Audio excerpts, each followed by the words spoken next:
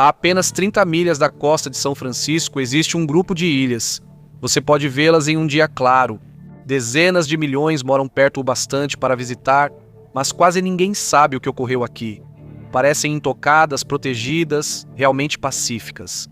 Mas este pode ser um dos ecossistemas mais perturbadores da costa do Pacífico, porque, escondido sob a superfície, há algo que colocamos lá e nunca voltamos para buscar. Uma combinação de ilhas e formações rochosas irregulares que lhes rendeu o apelido de Ilha dos Dentes do Diabo. Estas são as Ilhas Farallon. Elas pertencem a São Francisco, mas ao contrário de Alcatraz, não há passeios aqui. Nenhuma balsa transporta visitantes.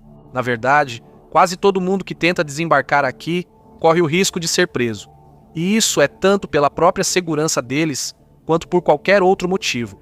Uma cadeia de ilhas de 8 quilômetros, esses são pequenos postos avançados com quase nenhuma terra utilizável. Não há infraestrutura, nem cidades, nem desenvolvimento. Algumas delas mal podem ser chamadas de ilhas. Algumas são apenas rochas negras cobertas de guano. Mas esse isolamento não é acidental, ele é imposto. Hoje, as Ilhas Farallon são uma reserva de vida selvagem protegida. O governo cercou as ilhas e o Serviço de Pesca e Vida Selvagem dos Estados Unidos não poupa esforços na fiscalização. Invasores podem enfrentar multas pesadas e até prisão. Então, a questão é, por que um lugar tão próximo de milhões de pessoas precisa ser mantido sob tanto controle? Porque, à primeira vista, isso parece um dos ecossistemas mais protegidos dos Estados Unidos. Para quem vê de perto, parece um paraíso natural. Parece um dos lugares mais intocados do mundo. E é exatamente aí que começa a contradição. As Farallones abrigam uma das maiores populações de aves marinhas do mundo. Mais de 250 mil aves marinhas estão espalhadas pela ilha.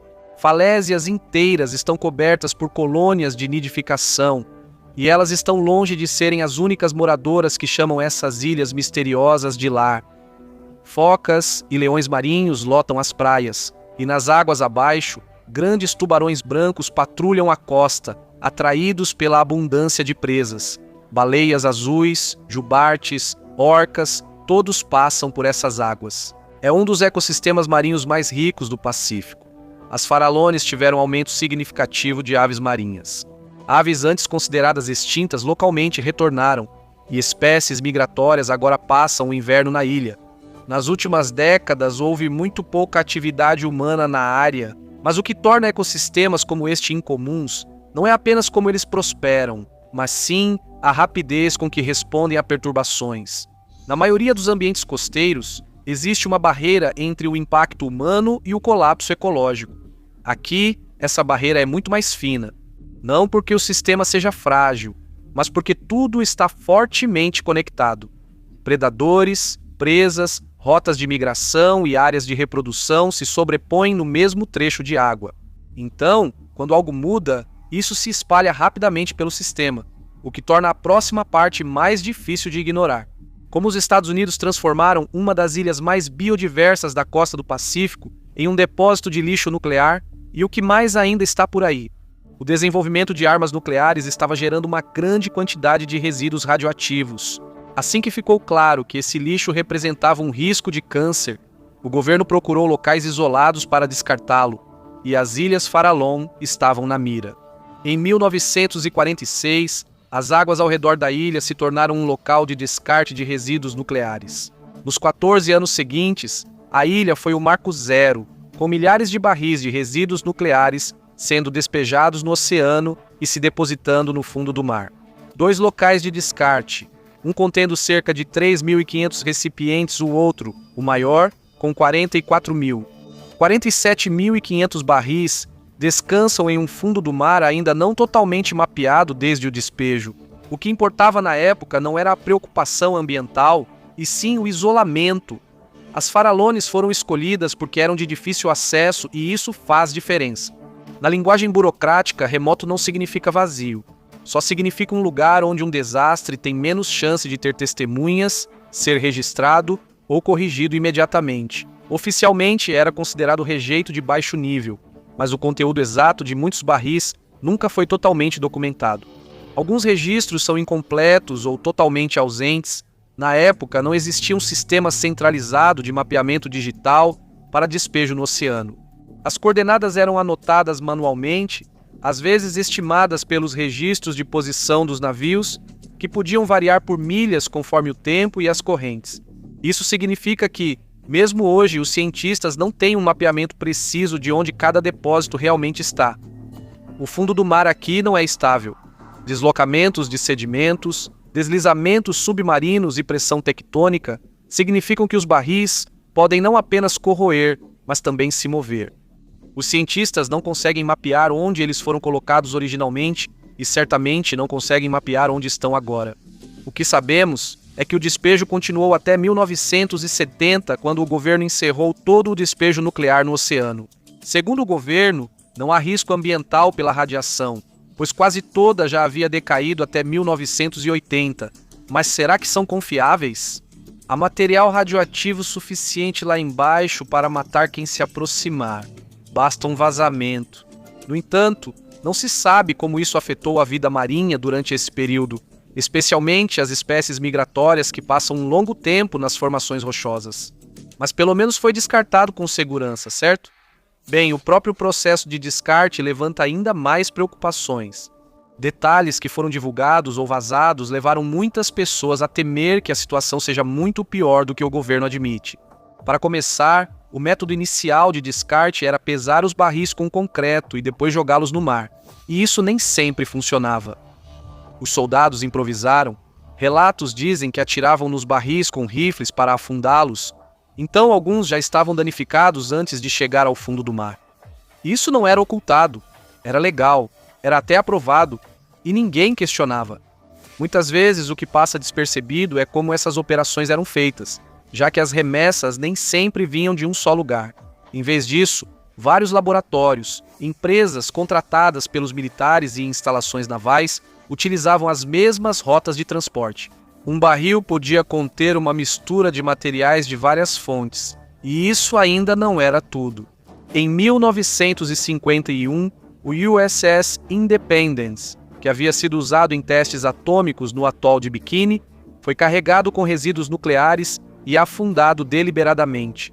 O casco radioativo foi enviado para o fundo do oceano, onde permaneceu até ser localizado novamente em 2015. É como se eles achassem que o oceano aguentaria qualquer coisa que jogassem nele, mas, na verdade, não aguenta. Isso faz as Ilhas Farallon parecerem menos uma área selvagem e mais um campo minado. Embora a posição oficial do governo seja de que a área é segura, há muitas perguntas sem resposta. Para começar, a localização exata dos barris não é conhecida, nem o estado deles. Especialistas nucleares disseram que mexer nos barris causa vazamentos maiores do que simplesmente deixá-los onde estão. E a remoção não é apenas cara. Mexer em barris corroídos em grandes profundidades pode liberar mais contaminação do que deixá-los intocados. Limpar pode ser pior que o despejo original. Uma ruptura repentina não vai apenas contaminar a área, vai liberar uma nuvem tóxica nas águas ao redor. A área imediata ficará letalmente radioativa, expondo qualquer pessoa por perto, mergulhadores, pesquisadores e embarcações de passagem, à intoxicação aguda antes que haja tempo de reagir. Sem aviso, sem sinal visível, apenas um perigo silencioso e crescente. Então, o que exatamente está lá embaixo agora? Em 1980, a EPA mapeou a região, já que ninguém sabia se as ilhas eram seguras para pessoas ou animais. O relatório afirmou que as ilhas eram seguras, mas eles descobriram níveis de radiação em alguns animais. A posição oficial é que os níveis são baixos demais para representar um risco significativo. Mas isso vem com uma grande ressalva. Ninguém realmente examinou todos aqueles 47.500 barris, porque não se trata apenas do que foi descartado. É sobre o que está acontecendo com isso ao longo do tempo. O aço corrói, os recipientes enfraquecem, as vedações falham, e isso vem acontecendo há décadas, completamente fora de vista. Um vazamento lento iniciado hoje poderia passar meses despercebido antes de surgirem amostras biológicas de superfície. Na década de 1980, os níveis de referência da radiação oceânica ainda eram determinados globalmente. Quando falavam de limites seguros, nem sempre consideravam o acúmulo a longo prazo, mas geralmente comparavam com níveis de exposição industrial conhecidos na época. E essas duas coisas nem sempre coincidem. O que é aceitável em uma medição de curto prazo pode se comportar bem diferente quando se espalha por um ecossistema ao longo dos anos. Fontes do governo acreditam que o melhor é manter o status quo. No momento, não há operação ativa de remoção. Os barris radioativos devem ficar lá para sempre. Eles estão lá embaixo há mais de 50 anos, e especialistas dizem que, se fosse ter vazamento sério, já teria ocorrido, certo? Aquele revestimento protetor nos barris perto das Ilhas Farallon não está mais intacto. Ele já está se degradando. Esses recipientes não foram feitos para durar tanto tempo. Qualquer tentativa de movê-los agora vira o fator desencadeante. Quando máquinas pesadas tocarem esses barris enfraquecidos, eles vão se romper, ou seja, a intervenção não só representa risco de vazamento, como vai causar um. Isso significa remapear a área, rodar modelos de contenção e simulações. Na prática, isso torna tudo mais complicado do que não fazer nada. Intervir traz seus próprios riscos. Ambientalistas continuam preocupados com a segurança da região, devido à possibilidade de um desastre causar uma grande liberação de radioatividade. É como avançar sonâmbulo rumo ao desastre. O oceano também não tem fronteiras. Então, se algo vaza aqui, não fica aqui. Isso se espalha, isso se move, vai além do santuário. Tudo isso ocorre próximo a uma cidade com milhões de pessoas. O que aconteceria se houvesse um grande vazamento nuclear nas Ilhas Farallon? O mais assustador é que ninguém tem resposta concreta para isso. Se isso acontecer, será causado por um desastre em grande escala, um grande evento que provocará uma crise imediata. Se isso acontecer, uma quantidade incalculável de radioatividade jorrará nas profundezas. Será uma ameaça existencial para o ecossistema e uma zona de morte de 32 a 48 quilômetros se formará ao redor das ilhas. O verdadeiro perigo é o que atravessa essa área. O salmão do Pacífico migra da Califórnia até o Alasca e volta. O atum azul do Pacífico atravessa todo o Pacífico. Os animais que se alimentam no fundo absorveriam a contaminação diretamente dos sedimentos do leito marinho, e o que começa no fundo não fica lá por muito tempo. Se a concentração de material nuclear for séria o suficiente, pode desencadear uma reação em cadeia de envenenamento e danos irreversíveis à vida selvagem. Uma ameaça muito real para as populações nativas que dependem desse equilíbrio, e isso vai atrasar décadas de trabalho de recuperação na reserva protegida. Para algumas espécies já ameaçadas de extinção na área, isso marca o começo do fim. Mas o maior perigo não é a proximidade, e sim a invisibilidade.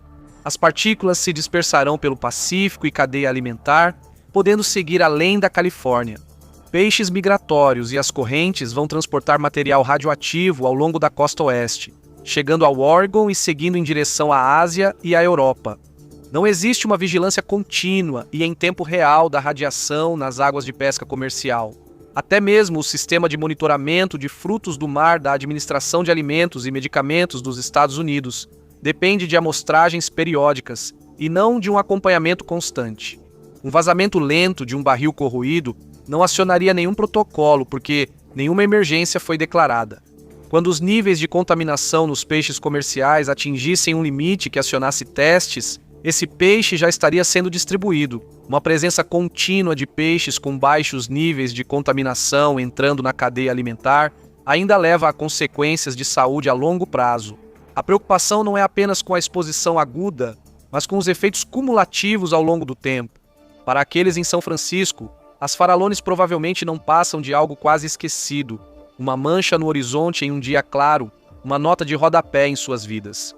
Muitos deles nunca visitaram as águas ao redor da ilha ou sequer as viram através de binóculos. Para aqueles que sabem sobre elas, não passam de uma curiosidade. A 30 milhas de distância e em algum lugar abaixo da superfície, 47.500 barris estão fazendo o que o aço faz quando fica em água salgada por 75 anos. O oceano tem uma longa memória e o futuro dos Farallons e de seus arredores pode depender de quanto tempo o oceano consegue guardar seus segredos. Obrigado por me acompanhar hoje. Espero que você tenha gostado do vídeo. E se quiser ver mais vídeos como este, por favor, considere se inscrever e ativar as notificações. Isso realmente faz diferença. Obrigado novamente, até a próxima no MapPack.